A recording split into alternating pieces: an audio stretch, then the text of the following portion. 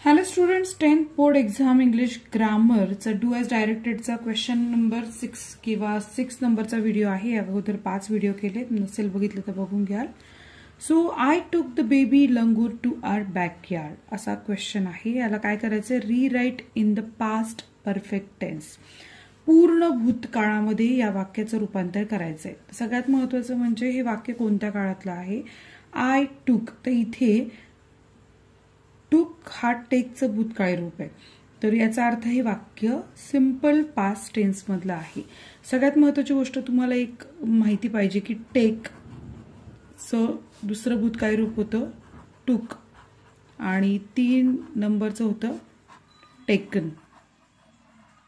So हे आहे V1, V2 आणि V3 असं म्हणतात याला. ओके, तर हे सिंपल पास्ट मध्ये आपण V2 वापरतो कायम. आता जेव्हा तुम्हाला पास्ट परफेक्ट करायचं, तर पास्ट परफेक्टचं एक स्ट्रक्चर आहे.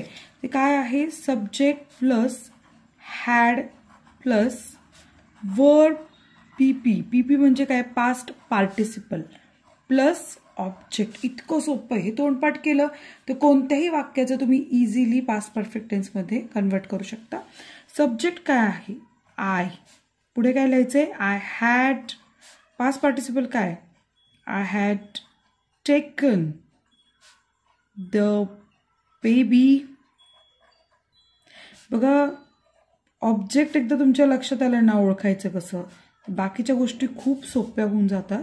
त्यामुळे हे बाकी सगळं काय आहे, ऑब्जेक्ट आहे. तर या वाक्यांचा सराव जितका कराल ना तितकं तुमच्यासाठी या गोष्टी सोप्या होतील. So I had taken the baby langur to our backyard.